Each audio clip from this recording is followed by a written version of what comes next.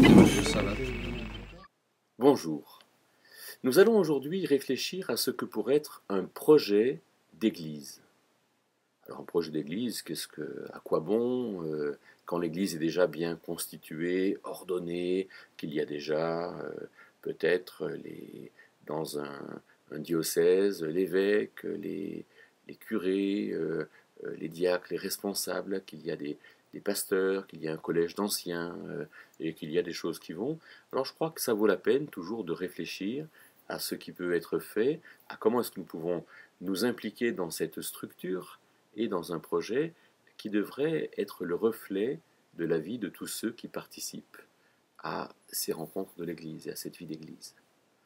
Alors, peut-être en premier lieu, posons-nous la question de quel texte faut-il écouter et sur quel texte faut-il construire pour déterminer un projet d'Église. Alors, je vous en propose trois. Premier texte, c'est la fin du chapitre 2 du livre des Actes, à partir du verset 35, texte dans lequel on voit l'Église naissante, les premiers chrétiens, après la Pentecôte, qui quelque part s'organisent. Et alors c'est intéressant de voir que ces chrétiens s'organisent dans l'action. Ils n'ont peut-être pas cette réflexion, ce recul sur ce qu'ils sont, sur ce qu'ils vont faire. Non, on les voit tout de suite agir. On voit des gens qui posent des questions aux apôtres. On les voit en disant qu'est-ce que nous ferons? Qu'est-ce que nous devons faire, frères, apôtres? Et donc, il y a un message évangélique, repentez-vous, euh, euh, croyez à l'évangile, soyez baptisés, et puis on voit des actions avec ce qui est appelé la communion des apôtres, la prière, l'enseignement, la fraction du pain, et on voit que régulièrement étaient ajoutées à l'Église des personnes qui comprenaient l'importance du message évangélique et l'importance de l'œuvre que Dieu a faite pour que nous soyons non seulement sauvés, mais aussi ses collaborateurs avec lui. Voilà un premier texte qui montre l'Église qui agit, l'Église qui a un véritable projet, on pourrait dire. Je pourrais vous demander, qu'est-ce que vous faites dans votre Église? Un deuxième texte qui me paraît intéressant, c'est la fin de l'Épître aux Romains, le chapitre 16 de Romains, dans les 20 premiers versets. Intéressant de voir comme l'Église est ce lieu où on est en relation. Ce lieu où Paul va connaître les gens, il va les connaître personnellement, il va les connaître en fonction de ce qu'ils font, en fonction de ce qu'ils sont. Il va les saluer avec affection, chacun avec quelque chose de particulier, il va penser à chacun. On a recensé 27 personnes qui sont dans le cœur de Paul, finalement dans une relation de grande proximité. Alors voilà ce que c'est que l'Église. Voilà un projet d'Église. Un projet dans lequel nous sommes tous ensemble et dans lequel on s'intéresse les uns aux autres et dans lequel on vit des choses les uns avec les autres.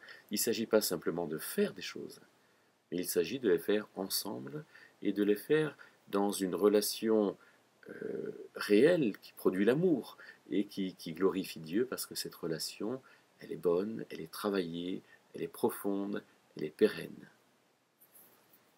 On pourrait se poser la question, est-ce que nous connaissons cela dans nos églises? Est-ce que nous avons des amis dans nos églises? Est-ce que nous avons des gens avec qui nous avons du plaisir à être? Est-ce que nous sommes heureux d'aller en rencontre de l'église? On a donc vu les actes de l'église dans les actes des apôtres. On a vu la relation dans l'église dans ce chapitre 16 des Romains. Et regardons peut-être maintenant le fait d'écouter la répréhension dans l'Église, dans les chapitres 2 et 3 de l'Apocalypse. Intéressant de voir que le Seigneur Jésus reproche à l'Église d'Éphèse d'avoir abandonné son premier amour. Il reproche ce manque de relation avec lui. Il reproche à Pergame finalement d'accepter des enseignements qui ne vont pas bien. Il reproche à Thyatire de faire des choses qui ne sont pas bonnes, de laisser des prophètes s'exprimer. Il reproche à Sardes de briller alors qu'en fait il n'est pas brillant. Hein, il dit « tu as le nom de vivre et tu es mort ». Il reproche à Laodicée d'être tiède. Alors, entendre ces reproches, ça aussi c'est important dans le projet d'église. Être dans une dynamique de remise en question, dans une dynamique d'écoute. Le Seigneur Jésus va dire que celui qui a des oreilles écoute ce que l'Esprit dit aux églises. Alors je crois que dans le projet d'église, il faudrait qu'il y ait ce moyen de contrôler les choses, ce moyen d'être absolument dans une démarche d'ouverture, une démarche radicalement attentive à tout ce qui peut se faire. Quels sont nos moyens de contrôle, d'écoute? Quels sont nos moyens de remise en question personnelle, de remise en question collective pour l'enseignement, pour les actions, pour le mode de vie, pour le lieu de vie?